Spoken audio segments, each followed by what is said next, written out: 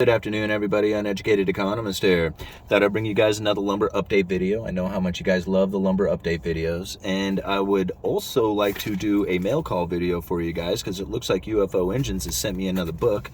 So I'd like to see what book he has sent. Now, lumber.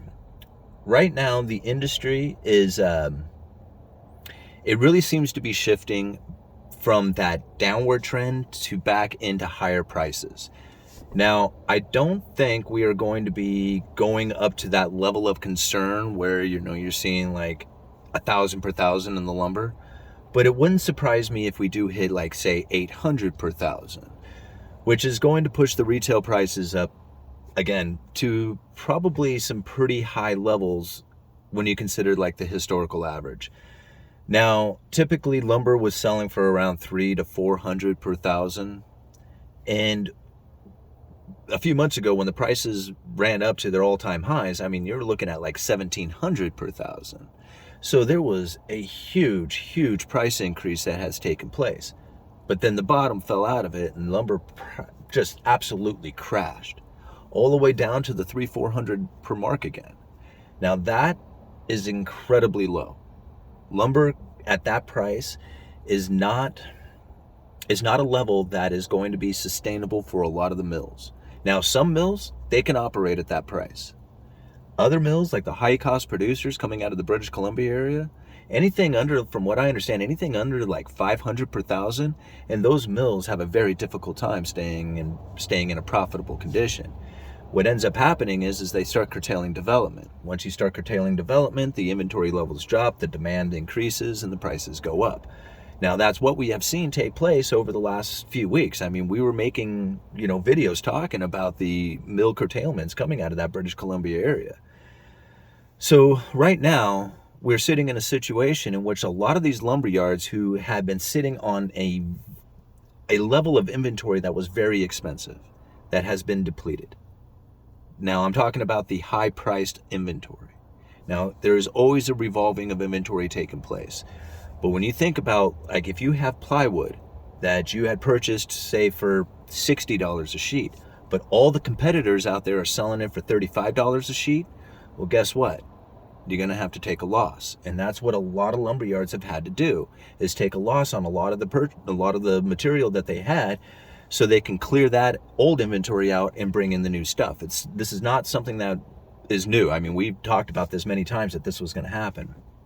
But it looks to me like that revolving of the old stuff into the new stuff has pretty much happened. And now it's time for these lumber yards to start building their inventories up again in a way that they can be profitable.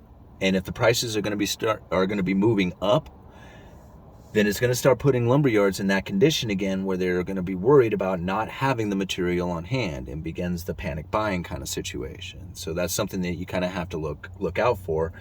If that starts to take place, where you all of a sudden start having shortages, if you can't get your studs, if you can't get plywood, then pretty soon the prices start going back up, because a lot of these builders, they're not like in a condition in which that they can wait.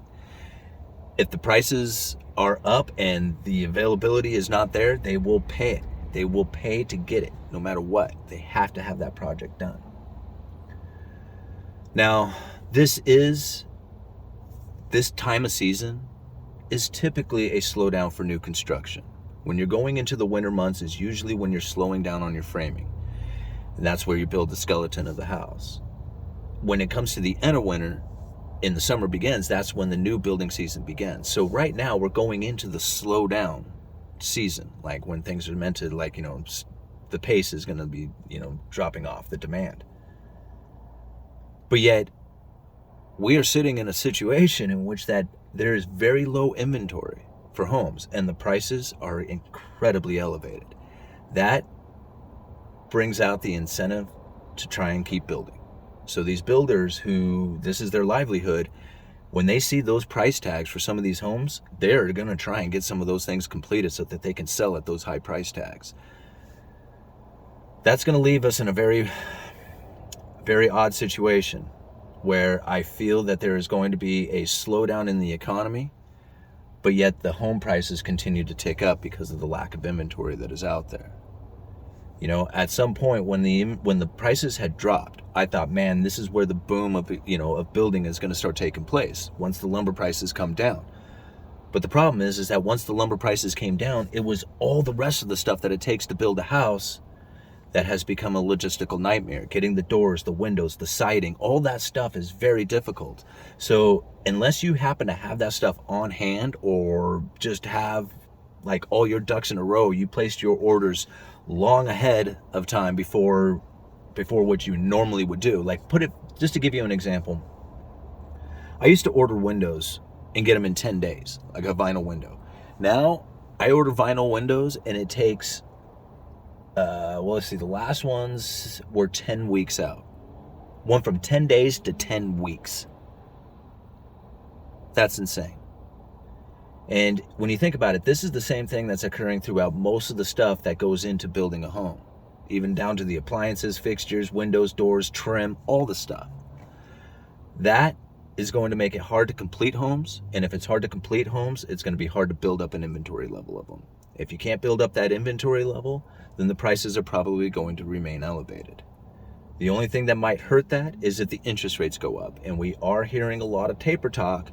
Haven't seen it yet, but there is a lot of it, being, pushed out there in the news. So it's just a matter of time before the tapering takes place.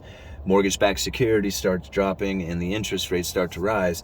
That's going to make it difficult for borrowers to make their payments. So again, that might be a headwind for home prices coming into the future here. But lumber prices. Lumber is going to go up, not extremely, but it is going to go up. The retail prices are going to go, a little higher.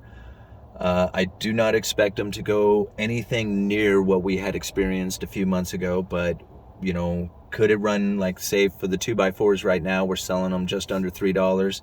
Could they get up to $4.50, even $5 a piece? Yeah, that wouldn't surprise me. But I would not think that it would go much higher than that. Like, 800 per thousand seems to me would be like probably about as high as it's going to go in the futures market. I could be wrong about that, but that's just the feeling that I get. All right, let's open up this book here. See what UFO engines had to send.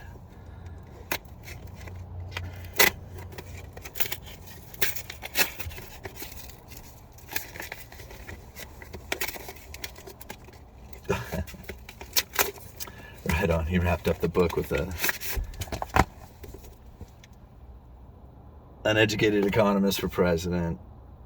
Help me make this huge nation toe the line and share the wealth. Wow, right on, man. And he always sends me a few dollars in here and some more postcards and stuff.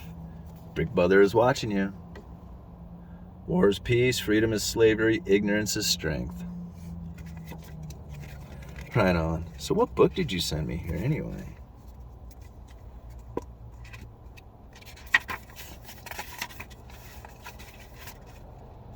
Bernie Sanders, Guide to Political Revolution. Wow, man, you have sent me just about a political book from just about every, I'm pretty sure you sent me a Republican one, a Democratic one. Now here, kind of like this socialist kind of style. You really want me to run for president, don't you, bro? All right. Uneducated Economist. You guys let me know. Thank you, UFO Engines. Thank you for the book. I really appreciate it.